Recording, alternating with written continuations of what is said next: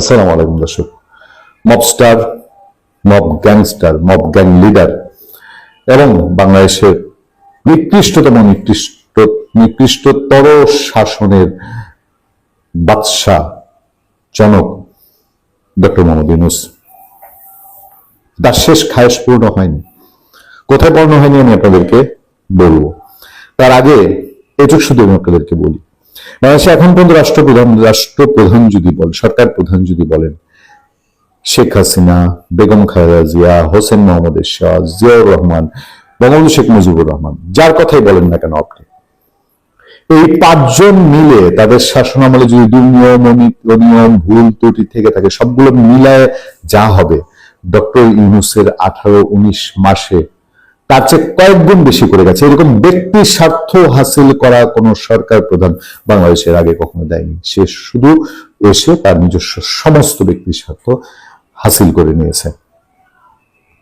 এই ইউনূস জাতীয় নির্বাচনের পরে, 12 ফেব্রুয়ারি নির্বাচনের পরে যদি বিএনপি একটা চালে সামান্য ভুল করতো, আজকে ইউনূস বিদায় নিত কিনা এটা নিয়ে খুব জোরালো প্রশ্ন আছে। বিএনপি যদি সেই সংবিধান সংস্কার পরিষদে শপথ নিত যেটা জামাত নিয়েছে, তাহলে ইউনূস সুন্দর করে বলতো এবার সংবিধান সংস্কার পরিষদের শপথ নিয়েছেন, 180 দিন সংবিধান সংস্কার করেন, তারপরে মন্ত্রী পরিষদ গঠন করেন, তার আগে হবে না। এর অসংখ্য ভুরি প্রমাণ আছে ডক্টর ইউনূস যে শেষ মুহূর্ত পর্যন্ত ক্ষমতা ছাড়তে চায়নি। তার উপদেষ্টাদেরকে লেলিয়ে দিয়ে সে নানান ভাবে চেষ্টা করেছে ক্ষমতা ধরে রাখতে এবং এই নির্বাচনটা বানচাল করতে। সেই ইউনূসের শেষ খায়েশ পূর্ণ হলো না, তাকে তার যমুনার বাসভবন ছাড়তে হয়েছে। এই যমুনা সে ছাড়তে চায়নি। সে 20, 30, 50 বছর আরো বেঁচে থাকবে। 86 বছরের বুদ্ধা পুরা এই সিন্দাবাদের ভূত বাংলাদেশের উপরে চেপে ধরা। সে তার নিজস্ব শুধু স্বার্থ হাসিল করেছে আর করেছে। সেই যমুনা আজকে ছাড়তে বাধ্য হয়েছে। দুপুর 3:30টার দিকে সে যমুনা থেকে বিদায় নিয়েছে। তাতে কারো কোনো বিদায় মানে তো করুণার বিষয়, বিদায় মানে তো করুণ একটা কোথায় সঙ্গীত একটা ভেসে আসে, করুণ সুর ভেসে আসে, কোথাও সেই করুণ শুনে সবাই এখন উৎফুল্ল যে এই যমুনায় হয়তো তারেক রহমান উঠবেন, এই যমুনা আবার সংস্কার করা হবে, সেখানে বাংলাদেশের প্রধানমন্ত্রী তারেক রহমান থাকবেন। কারণ গণভবনটা তো ভেঙে লুটপাট করে ডক্টর ইউনূস খেয়ে ফেলেছে এবং লুটপাট করা মরা কঙ্কালও বিক্রি করে দিয়েছে ফারুকিরা ওখানে কোটি কোটি টাকার দুর্নীতি করে। সেটাই নাকি জুলাই জাদুঘর বানাবে। সেই ডক্টর ইউনূস যমুনা থেকে বিদায় হয়ে গিয়ে তার গুলশানের আখড়ায়, সেই পুরানা গ্রামীণ আখড়ায় উঠেছে যে বাংলাদেশের সরকারটাকে একটা গ্রামীণ ব্যাংক বানিয়েছিল, যমুনাটাকে সে তার ইউনূস সেন্টার বানিয়ে ফেলেছিল। সেই ইউনূস সেন্টার এখন স্থানান্তরিত হয়েছে। তবে তারা কি করে, এই যাওয়াই কি তার শেষ যাওয়া নাকি আরো যাওয়ার আগ্রহ আছে 86 বছরের বুদ্ধার? আমাদের সেই নাটক দেখার জন্য অপেক্ষা করতে হবে এবং অপেক্ষা করতে হবে তারেক রহমান কোন ভুল সিদ্ধান্ত, ডক্টর ইউনূস তককেই থাকবেন, তারেক রহমান ভুল করুক, তারেক রহমান ব্যর্থ হোক। কারণ তারেক রহমান এবং বিএনপি ক্ষমতায় আসুক, এটা ডক্টর ইউনূস এবং তার আশেপাশে কেউ ঘোষণা করে চায় না, এটা বাংলাদেশে প্রমাণিত। আমি আপনাদেরকে একটা শুধু ইঙ্গিত দিয়ে আজকের আলোচনা শেষ করব। আমি আপনাদেরকে ধরিয়ে দিই, আমি সমস্ত কাজ বলবো না, কাল অপেক্ষায় থাকবেন আপনারা এই খবরের জন্য। এই যে ডক্টর ইউনূসের চক্রান্ত, গণভোট এবং জুলাই সনদ, এর মুখে ছাই পড়তে যাচ্ছে। একটা গুরুত্বপূর্ণ ঘটনা ঘটছে আজকে। আমি 1 মার্চ এই দিনের প্রথম প্রহরে যে আলোচনা করছি তাতেই শুধু আপনাদেরকে হিন্স দিয়ে রাখলাম। আপনারা অপেক্ষায় থাকেন 1 মার্চ বাংলাদেশের ইতিহাসে বাংলাদেশকে রক্ষার জন্য, সেই গণভোট এবং জুলাই সনদ চক্রান্ত রুখে দেওয়ার জন্য একটি বড় উদ্যোগ হয়তো জাতির সামনে আসবে এবং সেই উদ্যোগ যথাযথ জায়গা থেকে হবে। সরকার করার দরকার নেই, যথাযথ জায়গা থেকেই সেই উদ্যোগ বাস্তবায়ন হবে বলেই আমরা বিশ্বস্ত সূত্রে জানতে পেরেছি। নিশ্চয়ই সেই ঘটনা ঘটার পরে আমরা আপনাদের সামনে আসবো। ইউনূস ব্যক্তিটা, আমরা এখন হয়তো তারেক রহমানের সরকারের প্রতি বেশি দৃষ্টি দিচ্ছি, কিন্তু দেখুন ইউনূস এমন একটা জিনিস, পৃথিবীর কোথাও এত বড় ক্রিমিনাল তৈরি হয় নাই এবং ইউনূসকে আমরা সম্পূর্ণ আন্তর্জাতিক আইন মেনে, সম্পূর্ণ দেশীয় আইন মেনে ইউনূসের চ্যাপ্টারটা যদি আমরা ক্লোজ করি, আমরা শুধু বাংলাদেশে নয়, আমরা সারা পৃথিবীতে আপনার একটা দৃষ্টান্ত স্থাপন করব। যেই দত্ত, ইউনূস নামের যেই দত্ত আপনার সালের 5 আগস্টের পর আমরা দেখতে পেয়েছি। আচ্ছা বলুন তো, আগে বাংলাদেশের একটা উল্লেখযোগ্য সংখ্যক মানুষ কিন্তু বিশ্বাস করতো না যে ইউনূস সত্যি সত্যি এই এই এই পদ্মা ব্রিজের সময়ে আপনার বিশ্বব্যাংক যে ধরনের মানে অসহযোগিতা করেছে, এই পুরো ষড়যন্ত্র যে ইউনূসের মাধ্যমে করেছে, এটা কিন্তু বাংলাদেশের অনেক মানুষ বিশ্বাস করতো না। ইউনূস যে একটা বদমাশ এটা অনেক মানুষ জানতো। সৌভাগ্যক্রমে এই জানাপন্থীদের মধ্যে আমি একজন, আপনি একজন বা অন্য, কিন্তু শেখ হাসিনা খুব ভালোভাবে জানতেন। কিন্তু আমরা খুব কম সংখ্যক মানুষ এত বড় বদমাশটাকে চিনতাম। এবং তখন যখন শেখ হাসিনা বলেছিলেন যে এই বদমাশের কারণে পদ্মা ব্রিজ থেকে আপনার বিশ্বব্যাংক সরে গেছে, মাফ করবেন, সেটা মানুষ বিশ্বাস করেনি। কিন্তু আপনার এই 2 বছরই ইউনূস দেশটা দখল করে দেশটার উপর যেই ধরনের আপনার নিষ্ঠুরতা চালিয়েছে, প্রতিটা জায়গায় সে যেভাবে নিজের পকেটটা ভরেছে এবং মানুষের দুঃখ কষ্ট এসবের প্রতিতে তার কোনো ধরনের আবেগ অনুভব নাই। তারপরে যেই নিষ্ঠুরতার সাথে সে আওয়ামী লীগ দমনের চেষ্টা চালিয়েছে, যেই নিষ্ঠুরতার সাথে সে আপনার মুক্তিযুদ্ধের সব চিহ্ন মুছে দেওয়ার চেষ্টা করেছে, যেই নিষ্ঠুরতার সাথে সে জাতির পিতার ভাস্কর্য ধ্বংস করেছে, যেই নিষ্ঠুরতার সাথে সে 32 নম্বর ভেঙেছে, যেই নিষ্ঠুরতার সাথে সে মব করেছে, সন্ত্রাসীদের লেলিয়ে দিয়েছে, এই যে একটা আপনার অরাজক পরিস্থিতি, এটা একবিংশ শতাব্দীতে পৃথিবীর কোথাও হয়নি, আমরা কোথাও দেখিনি। আমরা 90-এর দশকে কিছু নিষ্ঠুরতা দেখেছি, হুতু তুৎসি বিদ্রোহ, এই ধরনের কিছু। একবিংশ শতাব্দীতে কোথাও আমরা কিন্তু এই সাভেজারি দেখিনি, ভবিষ্যতে দেখারও প্রশ্ন আসে না। তার মানে হলো এই একবিংশ শতাব্দীতে সবচেয়ে বড় রাষ্ট্রীয়ভাবে সন্ত্রাস যে চালিয়েছে, মানুষের দুঃখ কষ্ট নিয়ে যে খেলেছে, সবচেয়ে বেশি দুর্নীতি যে করেছে, সে ব্যক্তিটার নাম ইউনূস। এবং সে জাতির পিতাকে অসম্মান করেছে, শেখ হাসিনার মতো মানুষকে অসম্মান করেছে, বাংলাদেশের মুক্তিযুদ্ধের ইতিহাসকে মুছে দিতে চেয়েছে। আপনি যদি সব এই অপরাধগুলোকে অ্যাকুমুলেট করেন, আমাদের এই ইউনূসের এই অপরাধীকে ভুলে গেলে চলবে না, এবং ভুলে গেলে তো চলবেই না, এর যে একটা সঠিক বিহিত দরকার বাংলাদেশের জন্য, এমনকি সারা পৃথিবীর জন্য। কি রকম? এই ইউনূসকে আপনি যথাযথভাবে বাঁধবেন, সাজা দেবেন। সেই সাজা তো তার কত 560টা লাশের কথা একজন নিরপেক্ষ সাংবাদিক বলেছে। সেখানে পুলিশের লাশ নাই, সেখানে ওই যে আপনার জঙ্গি হত্যা চলাকালে জুলাই আগস্টে জঙ্গিরা যে এতগুলো হত্যাকাণ্ড করলো সেই হিসাবও নাই। শুধু আওয়ামী লীগের মানুষকে মেরে ফেলা, সংখ্যালঘুদের মেরে ফেলা, এই 560টা লাশের জন্য তো আপনি কতবার ইউনূসকে আপনি মৃত্যুদণ্ড দেবেন? তারপরে জাতির পিতার সাথে বেয়াদবির জন্য তাকে কি সাজা দেবেন? বাংলাদেশের ইতিহাস ধ্বংস করার জন্য আপনি তাকে কি সাজা দেবেন? আমার কথা হলো এই সাজাগুলো আমরা তো দেবই, সেটা আমাদেরকে আমরা আন্তর্জাতিক আইনেও দেব, কিন্তু এটা এমন ভাবে সারা পৃথিবীর সামনে আমরা তুলে ধরবো। দেখুন আজকে ইউনূস বিলিয়ন বিলিয়ন ডলারের মালিক, বিলিয়ন ডলার সে বিদেশে পাচার করে দিয়েছে। পাচার করলো ইউনূস, এবং তার সবচেয়ে বড় আপনি নিজেও জানেন, আমরা শুনেছি, আমরা এগুলা বিশ্বাসযোগ্যভাবে এসব তথ্য পেয়েছি যে আসিফ নজরুল দ্বিতীয় বাটপার, তৃতীয় বাটপার, যার মন্ত্রণালয়ে সবচেয়ে বেশি দুর্নীতি হয়েছে। আবার ওই যে বাচ্চা সন্ত্রাসীটা আসিফ সজীব, এদের মন্ত্রণালয়গুলোতে এরা হাজার হাজার কোটি টাকা লুট করেছে, বিদেশে পাচার করেছে ইউনূসের সাথে। তো সব মিলে আমাদেরকে ইউনূসের জন্য যে শাস্তিটা, এইটাই ইউনূস পাবে। ইউনূস যদি এর মধ্যে মরেও যায়, তারপরেও এই শাস্তিটা দিতে হবে। এবং ইউনূস যে সাম্রাজ্য, অর্থনৈতিক আপনার ফাইন্যান্সিয়াল ক্রাইম তার যেগুলো, এগুলো আমাদের পলাশ খুব ভালোভাবে তুলে ধরেছে অনেক কিছু বিভিন্ন টক শোতে এবং ইয়েতে। আমিনুল হক পলাশ, চিনতে পারছেন, আপনার শো করেছে। তো এই ইউনূসকে আমাদের কিন্তু সাজা দিতে হবে, এবং সাজা, এবং ইউনূস নামে যে একটা অপরাধী ছিল সারা পৃথিবীকে জানাতে হবে। আজকে ইউনূস, আপনি যে বললেন ওইখানে গিয়ে মিটি মিটি হাসছে, সেই দত্তের হাসি, খুশি হওয়ার কোনো কারণ নাই। ইউনূসের কোনো সাম্রাজ্যের বাংলাদেশে থাকার কোনো সুযোগ নাই। কতদিন থাকবে আমরা সেটা দেখব, এবং এই সবগুলোকে আপনার রাষ্ট্রের মধ্যে একীভূত করতে হবে এবং ইউনুসের এই অবৈধ অর্থ যেখানে যেখানে গেছে, যা বিদেশে পাচার হয়ে গেছে, যা আমরা আনতে পারবো না সেগুলো বাদ দেন, কিন্তু বাংলাদেশের মধ্যে তার মেয়ের কাছে যেতে পারে, তার স্ত্রীর কাছে যেতে পারে, তার ভাই ভাতিজা। ইউনুস কিন্তু আবার বাংলাদেশের মানুষ শুধু, এমনকি আওয়ামী লীগের লোকজনও শেখ হাসিনাকে নিয়ে পড়ে আছে, শেখ বংশ টংশ। দেখেন, ইউনুস কিন্তু সবচেয়ে বেশি নির্লজ্জভাবে আপনার এই যেটাকে নেপোটিজম বলে, পারিবারিকীকরণ, সেটা করেছে।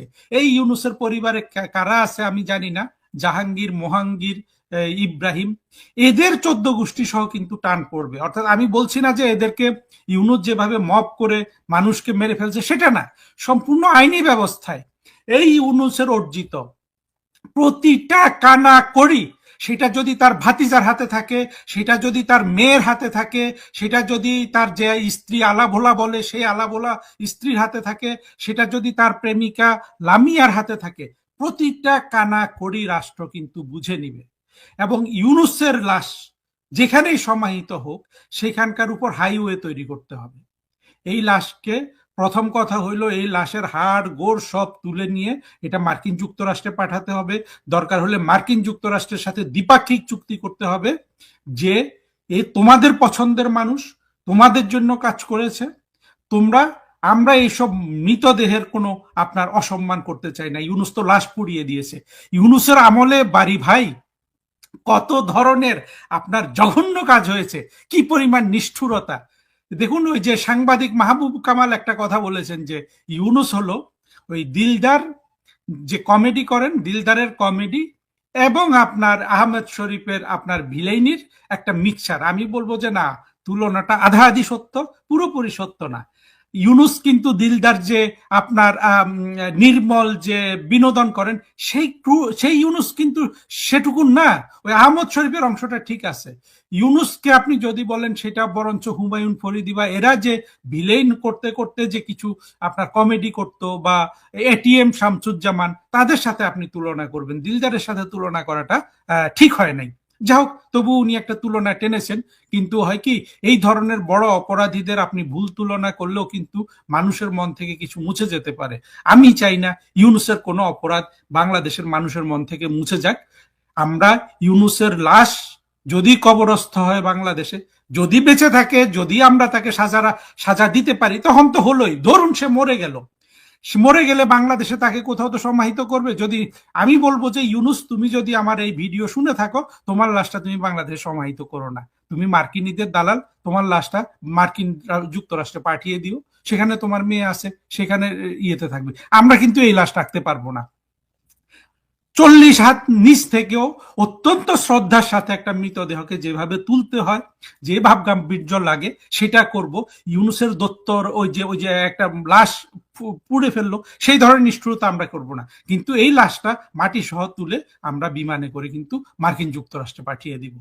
দরকার যদি মনিকা মানে ইউনুসের যে মেয়েটা আছে সে যদি গ্রহণ না করে, মার্কিন যুক্তরাষ্ট্রের সরকার গ্রহণ করবে। না করলে আমরা মার্কিন যুক্তরাষ্ট্রে এটা যত টাকা লাগে এই লাশ মার্কিন যুক্তরাষ্ট্রে সমাহিত করার আমরা ব্যবস্থা করব।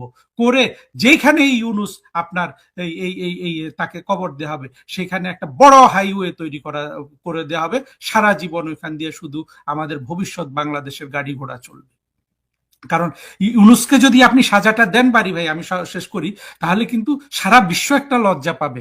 আমাদের তো যা ক্ষতি করার করেই দিয়েছে, কিন্তু পশ্চিমারা যেইভাবে একটা মনেস্টার, একটা দত্তকে একটা একটা একটা দেশ ধ্বংস করার জন্য লালন পালন করলো, পশ্চিমারা তো চায় নাই ইউনুস বাংলাদেশটাকে এইভাবে ধ্বংস করুক। শেখ হাসিনার রক্তে গড়া, শেখ হাসিনার ঘামে পরিশ্রমে 24 ঘন্টা খেটে খাওয়া একটা নারীর এই পরিশ্রমে গড়া রাষ্ট্রটাকে যে ধ্বংস করলো, এই ইউনুসের জন্য আমাদের এই ব্যবস্থাটা করতে হবে যে তার লাশ বাংলাদেশে থাকবে না।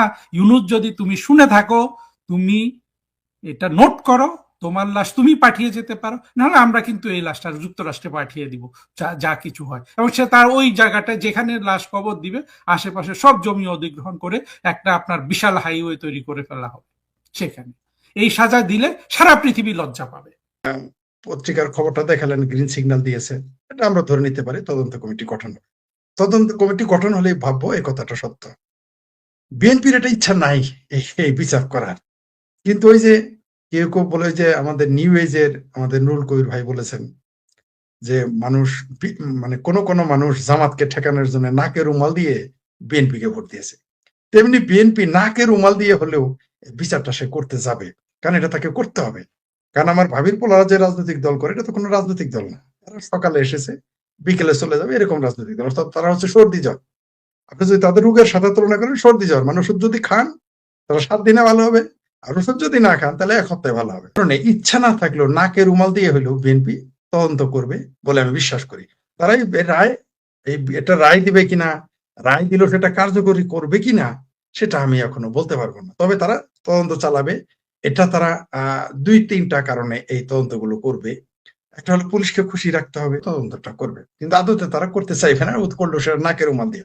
আরেকটা সংশয় রয়েছে, এমন হতে পারে মানে যদি সঠিক পথে চলে বিচার তাহলে তো আলাদা কথা, কিন্তু যদি ব্যাঠিক পথে যায় তাহলে দেখবেন এগুলোর আসামি করবে সব আওয়ামী লীগের লোক বা আওয়ামী লীগের কর্মী। এটাও ঘটে যেতে, আমি বলছি না ঘটবে, ঘটে যেতে পারে। আর আপনি যে কথাটা বললেন যে এরা, আমি আশাবাদী কিনা এটা হয়তো আপনার প্রশ্ন থাকতে পারে। আমি কিন্তু আশাবাদী যে তারা এটা করবে, করা উচিত। যদি এটা না করে তাহলে বিএনপি নিজেই বিপদে পড়ে যাবে। এই বিচারটা বিএনপি কে ওই যে দাঁতে কামড় দিয়ে হোক, যেমন এর আগে অনেক কিছু তারা মেনে নিছে না, আমার ভাবির পোলারা কত শর্ত দিয়েছে সব মেনে নিয়েছে। মানে মেয়ে যদি একটু কালো হয় তাহলে জামাই যা যা শর্ত দেয় মানতে বাধ্য। সেরকম বিএনপি কে যা যা শর্ত দিয়েছে আমার ভাবির ছেলেদের দল, এই যে গোল্লা পার্টির দল, এই এনসিপি, বৈষম্য বিরোধী, জামাত, হেফাজত বা চামড়া নাই বা চর্ম নাই, যে যে প্রস্তাব দিয়েছে বিএনপি সবকিছু দেখা করেছে, মেনে নিয়েছে না। তেমনি এইবারও তাকে এই জিনিসটা মেনে নিতে হবে, কারণ এটা যদি বিএনপি মেনে না নেয়, তদন্ত না করে, পুলিশ ফোর্স মানে আইন শৃঙ্খলা বাহিনী ফাংশন করবে না। আর আইন শৃঙ্খলা বাহিনী যদি ফাংশন না করে তাহলে এই সরকার স্থায়ী হতে পারবে না। কারণ পুলিশ যখন দেখবে যে তাদের কলিগ, তাদের সহকারীর হত্যার বিচার হয় নাই, তখন পুলিশ তাদের আত্মবিশ্বাস হারিয়ে ফেলবে, মানুষ আত্মবিশ্বাস হারিয়ে ফেলবে, তখন কোনো কাজ করবে না। কাজ না করলে এই সরকার টিকতে পারবে না। তখন এরা এরা আওয়ামী লীগ দেশে না থাকুক, পুলিশ তখন পুলিশ লীগে পরিণত হবে। বিএনপি আবার এই ঝুঁকিটাও নিবে না। তাই একটা পর্যায়ে তারা কৌশলে হলেও তারা এই তদন্ত করবে বলে আমি মনে করি। আপনি ঠিকই বলেছেন, পুলিশ 50 জন মরে নাই, এক উত্তরাতে কতজন মরেছে, আমরা লাস্ট কতগুলো দেখলাম ঝুলাই রাখছে। তারপরে সারা বাংলাদেশের শত শত থানা লুট হয়েছে, সেখানে মারা গেছে, গায়েব করে দেওয়া হয়েছে। কারো কারো মতে তো মানে আমার কাছে বিদেশি একজন ব্যক্তি বলেছিলেন 1200 পুলিশ মারা গেছে, কেউ বলেছেন 3000 মারা গেছে, আমরা ধরে নিলাম 300, ধরে নিলাম। একটা দেশের 300 পুলিশও যদি গায়েব করে দিয়ে থাকেন বা কেউ দিয়ে থাকে, এই বিষয়টা তো সহজ বিষয় না, এগুলো বিচার তো করতে হবে। আপনি যদি আইন শৃঙ্খলা বাহিনী, আমি বারবার বলে আসছি, কেন এই আবার বলি, আবার অনেকে বলবে শুধু পুলিশ হত্যার বিচারের কথা বলতেছি না, যাদেরকেই মেরে ফেলা হয়েছে প্রত্যেকের বিচার। আমরা আবু সাইদের হত্যারও বিচার চাই, আমরা ওই তালিবাস ও অন্তঃস্থকারা হাদি তার হত্যারও বিচার চাই। আপনি বিচার করেন, কেন তার খুনি দুবাই পালিয়ে গেল, কিভাবে গেল? এখন তো ইউনূস সরকার ছিল, যারা যারা ক্ষমতায় তাদেরই, যারা মরেছে তাদেরই সরকার, তাহলে ছেলেটা কিভাবে দুবাই পালিয়ে গেল? কথিত হত্যাকারী প্রথমে বললো ভারত তাকে আশ্রয় দিয়েছে, একেবারে ভারতের বিরুদ্ধে যে হাত শুরু করে দেয় বাংলাদেশের এই মানে হেফাজতে পাকিস্তানিরা। পরে দেখলাম সেই ছেলে দুবাই গিয়ে লাইভ ভিডিওতে এসে বললো সে দুবাই চলে গেছে। তো দুবাই তো নিশ্চয়ই ভারত হয়ে যায়নি, বাংলাদেশ হয়েই তো গেছে, আমরা তো তাকে গ্রেপ্তার করতে দেখলাম না। তো বিষয়টা রহস্যজনক। আমরা চাই এগুলো সবগুলোর বিচার। আমাদের কিন্তু যে কোনো মৃত্যুরই আমরা বিচার চাই, এমনকি সেটা 5ই আগস্টের আগের মৃত্যু, তারও বিচার চাই, কেন চাইবো না? শেখ হাসিনা মারলেই তো আর জায়েজ হয়ে যাবে না। কিন্তু আমরা তো দেখলাম শেখ হাসিনাকে যে গণ মামলার আসামি করা হলো, সেখানে তো 400-র উপরে শহীদ ফিরে আসছে। আমরা এই প্রথম জিন্দা শহীদ দেখলাম। মানে মানুষ যে এখন মারা যাবে, মারা যাওয়ার পর যে আপনি মামলা করবেন আন্দোলনের, আগামীতে এই মামলাগুলো আর চলবে না, ভাবে মেরে ফেলা হলো। এই বর্বরতা যারা করেছে তাদের তো অবশ্যই বিচারের আওতায় আনতে হবে। যদি আপনি তা না করেন, আমি জানি না পুলিশেরা সেগুলো রেকর্ড রেখেছে কিনা, রেকর্ড কারো না কারো কাছে কিন্তু আছে, কম আর বেশি, কারো না কারো কাছে রেকর্ড গুলো আছে। রেকর্ডের কি দরকার ভাই? তারা নিজেরাই তো বলেছে পুলিশ মেরে ফেলেছে, তারা নিজেরা অন ক্যামেরা বলেছে, পুলিশের সামনে বলেছে, সেগুলো মিডিয়াতে এসেছে। এখন তো নতুন করে তো সাক্ষী নেওয়ারও দরকার নাই, তাদের ধরলেই হয়ে যাবে। আবার একটা একটা টুপি আলাদা দাড়ি আলাদা এখন সে বলতেছে যে তার আগেই প্ল্যান করেছিল কিভাবে থানা জ্বালিয়ে দিবে, সেটাও রেকর্ড আছে। সে নিজে এসে বলছে সাংবাদিকদের সামনে। তাকে তো রিমান্ডও নেওয়া হয়নি, জিজ্ঞাসা করে নাই, তারা নিজেরাই বলেছে। তারা মেট্রো রেল পুলিশে নিজেরাই বলেছে। পুলিশ তারা বলেছে যে পুলিশ না মারলে তো বিপ্লব হইতো না, তাদের ভাষায় আর কি। আমার ভাষায় তো এটা বিপ্লব না, সর্বোচ্চ এটা আপনি আন্দোলন বলতে পারেন। আমার ভাষায় তো এটা জুলাই সন্ত্রাসী আন্দোলন, সর্বোচ্চ তারা সন্ত্রাসীবাদ আন্দোলন বলতে পারে। কিন্তু আমরা ফলাফল কি দেখলাম? এই যে এখন যে তদন্তের কথা উঠছে, তারা দেখবেন যে আমার ভাবির ছেলে গাল ফোলা, আগে ছিল গালটা আমার সাথে বেশি করতে ছিল, পেট ছিল পিঠের সাথে লাগানো, তার এখন গালের যে মাংস, বাপরে বাপ, পেটে যে মাংস, মানে মানুষ তো এখন তার পেট দেখলে বলে ভাতিজা পেট কমাও, এরকম অবস্থা। এই যে তাদের যে চর্বিটা হয়েছে, এরা এখন ভয় পায় কেন? আচ্ছা, পুলিশে হত্যার তদন্ত হলে এরা তো ভয় পাবে কেন? অলরেডি তারা দায়ী করতেছে তারেক রহমান নাকি দায়ী। তারপর আমার এই ভাবির ছেলে শেষে বলছে এটা মীমাংসিত বিষয়, সে নাকি এমপি হয়েছে। কত বড় গর্ধব একজন আমাদের দেশের আইন প্রণেতা বীর মুক্তিযোদ্ধা ফজলুর রহমান বলেছেন, এরা তো রাজনীতিবিদের ব্যাগ টানারও যোগ্য না, কথা সত্য। তার জন্য সে এটা বলেছে যে এটা মীমাংসিত বিষয়। কোনোদিন হত্যা মামলা মীমাংসিত বিষয় হয়? তামাদি হয়? আপনি যদি হত্যা মামলা মীমাংসা করেন, অর্থাৎ ধরে নেন আমার পিতাকে কেউ হত্যা করছে, আমি আপনার সাথে সেখানে আপোষ করলাম, বাংলাদেশ সরকারের পুলিশ আপনাকে আমাকে দুইজনকে আসামি করে আবার মামলা দিতে পারে, কারণ হত্যা মামলা কোনোদিন আপোষ করতে পারবেন না। আপনি দিওয়ানি মামলা আপোষ করতে পারবেন। আপনি হত্যা, ধর্ষণ, যেগুলো মানবাধিকার সহ আরো যেগুলো লঙ্ঘন, এগুলো আপনি তো তামাদি করতে, এগুলো মীমাংসা হয় না। এটা তো সৌদি আরবের আইন না যে আমার বাপকে আপনি মেরে ফেলেছেন, আপনার কাছে 50 লাখ টাকা নিয়ে মীমাংসা গেলাম। বাংলাদেশ আইন তা বলে না। বাংলাদেশ আইন এই সুযোগ নাই।